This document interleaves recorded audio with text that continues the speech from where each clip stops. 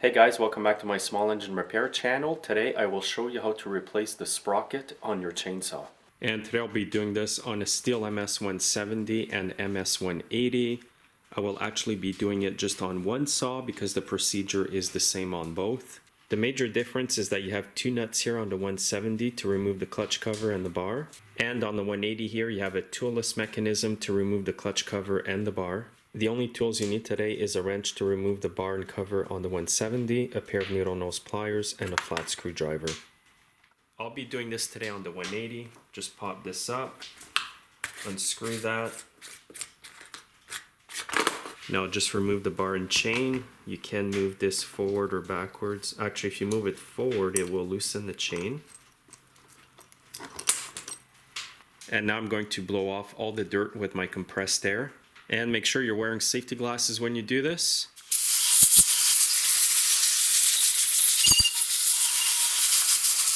And now what you need to do is remove the E-clip here from the shaft. And that's where the small flat screwdriver comes in handy. Just insert it into the groove. Keep your fingers around it in case it pops and flies. Just pry it out like that. Now just remove the washer. And on this saw, the sprocket is part of the clutch drum, so just go ahead and remove it by pulling. Now as you can see here, this one does not need to be replaced. I'm just doing this for educational purposes today. If you have a sprocket like this or minimal wear, you don't have to replace it. Here's another sprocket, and here's an example of marks you can get on your sprocket teeth. Even this one is still good to be used. However, if they get deeper than this, it's time to replace your sprocket. Some symptoms you may get with a bad sprocket is obviously the chain won't turn. It might turn, but when you start cutting into it, it's going to stop turning. And also a badly damaged sprocket can actually end up damaging your chain. And if you need to replace the sprocket on your MS170 or MS180, here's the part number from Stihl. You can also buy aftermarket sprockets for these saws as well. Also at this point, while you have the sprocket off, you can air blow any dirt from underneath here. This is the clutch, by the way. You want to check the condition of the roller bearing. This one's in pretty good shape, so all I'm going to do is add some grease to it. And I'll be adding a bit of lithium grease on here. And just pack the grease right in the bearing. You don't need too much grease. And I'll just reinstall it. Since I'm reinstalling the old sprocket, I'm going to clean it. You want to clean the inside of the sprocket drum over here. You can see all that dirt. So that is actually part of your maintenance. I like to use card cleaner or straight gas to clean the inside here. And you want to wipe this up until it's spotless. You want to get any grease or oil out of there.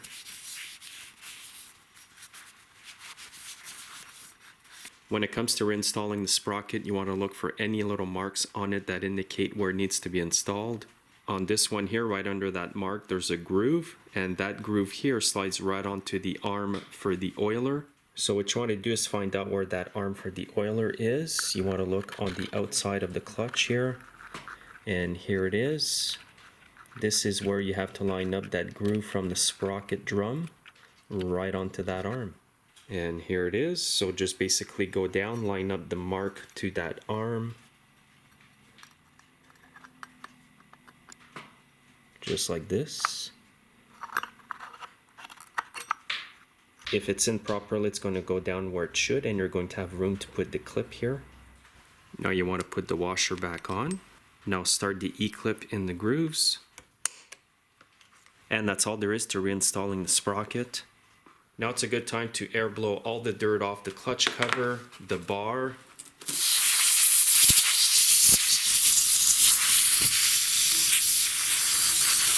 And you want to clean the bar carefully as well. If you have the 180, you will have this part here on the bar, so you want to clean all in between that as well. When you do clean the bar, always point away from the tip.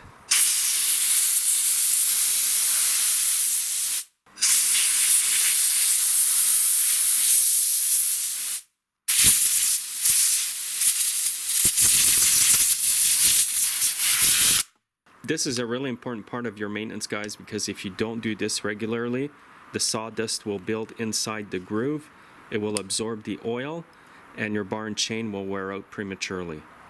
To reinstall the bar and chain, just simply get your chain on the bar. It's a lot easier this way.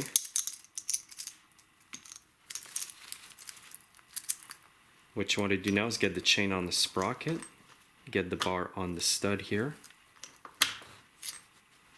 Now if you turn this backwards, it will tighten up the chain just a bit. Now make sure the chain is directly on the sprocket. Now install the clutch cover.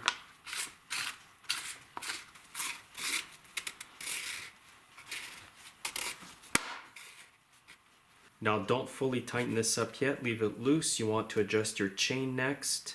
Now make sure you hold the bar up with your hand, adjust your chain. I'm going to push forward to tighten it up a bit. Now I'm going to tighten up this part here. Now turn the chain over and check the tightness. And I'm going to leave it at about this tension. When I pull down, it goes back up. And it's not hard to turn the chain over. So that's all there is, guys, to replacing the sprocket on your MS170 and MS180 chainsaw from Stihl.